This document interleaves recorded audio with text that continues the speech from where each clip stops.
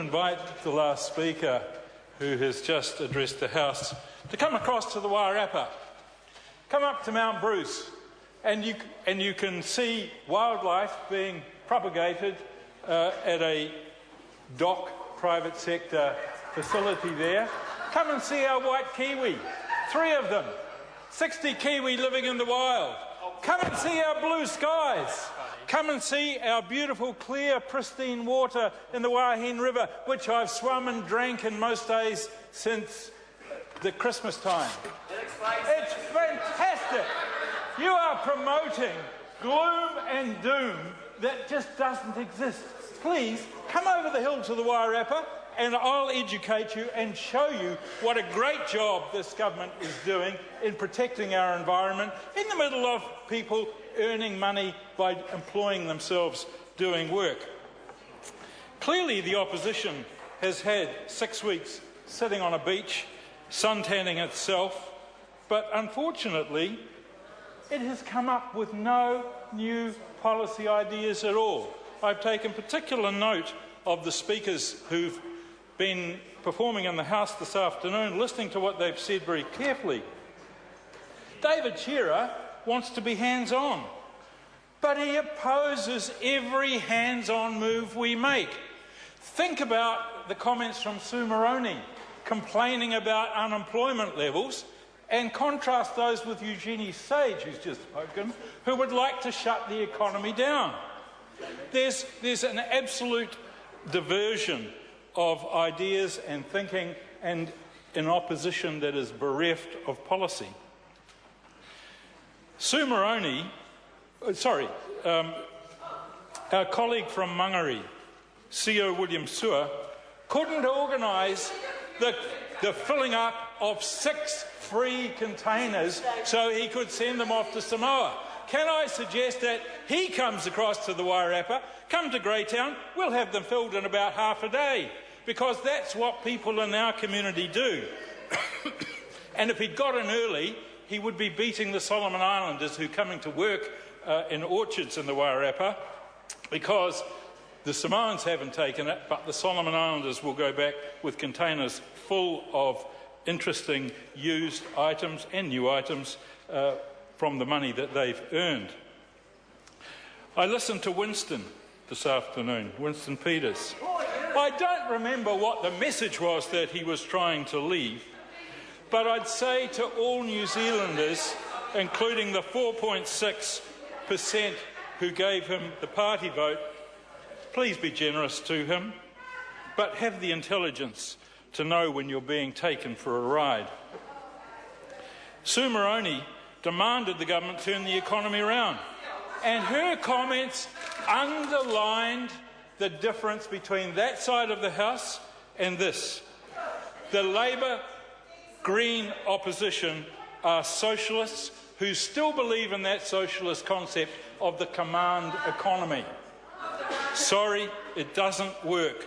We need a complete package of measures there to get this economy moving forward. There is no one issue that you can do and go flick and the light is going to turn on or off.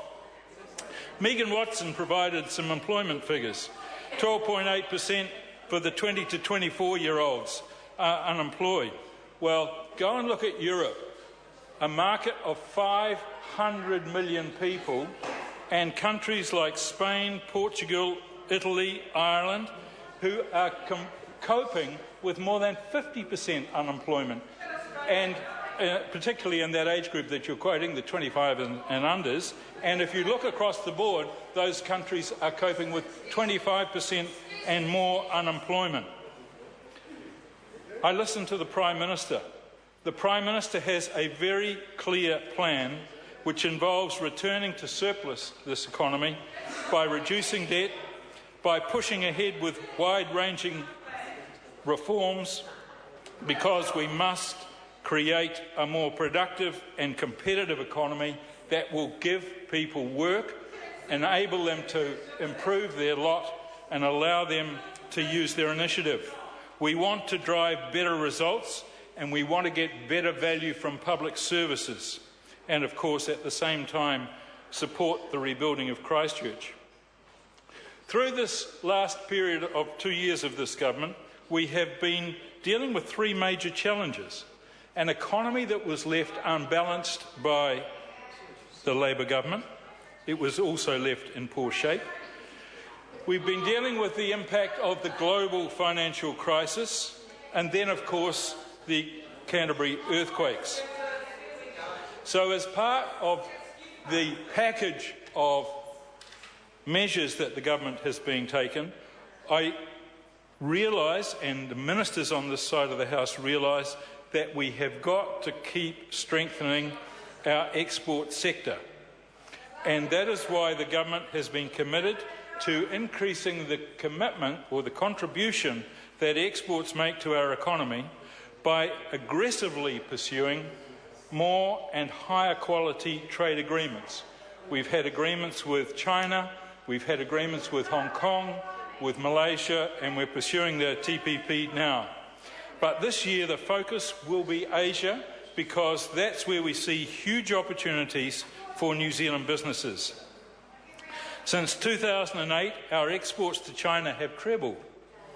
And in the next 5 years, developing countries in Asia, like India, like China, and the ASEAN countries, will increase their share of world GDP by nearly 20%. There are great opportunities in countries like Laos, like Vietnam, like Burma, which are opening up, as well as the traditional markets like Singapore and Hong Kong.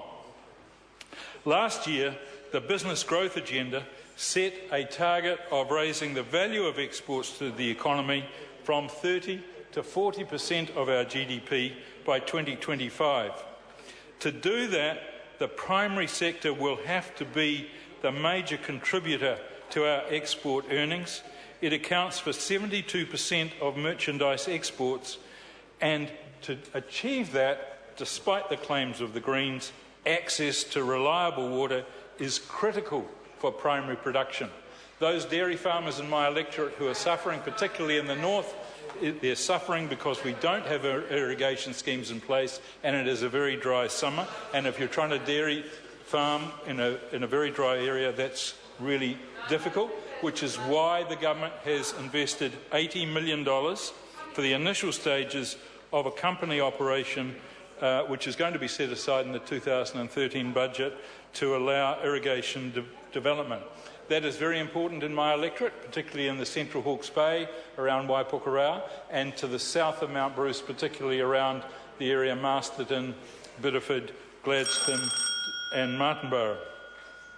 Reliable irrigation represents a major step in unlocking New Zealand's economic potential and having our tradable sectors growing strongly and delivering on the government's economic growth goals. And I wanted to say to the people of the Wairarapa, this arrangement and the support the government will give to irrigation in the Wairarapa will happen irrespective of how the electorate decides to settle on local government administration, whether it runs with a unitary council or some other arrangement. Finally, I would like to commend the work that Tony Ryle has done, refocusing the district health boards. A major effort has been made in the Wairarapa, and we're linking up very strongly with the Hutt DHB, and through that, Tony Ryle is ensuring that we're making each dollar go further, and we're getting great results. Madam Speaker, I would finally like to just highlight the fact that there are 70,000 fewer smokers today than we had in 2009. The rate of daily smoking for the youth has fallen from 14% in 2007 to 6% in 2011 and 2012. That is because the government has a plan, that is because the government is taking action, and that is because the government, despite the claims of the opposition, is delivering results. What a great job John Key and his team are doing. It's really a great pleasure and makes me very proud to be a part of that team. Thank you, Madam Chair. I call Darian Senton. Thank you, Madam Speaker. Well, it's my great pleasure to wish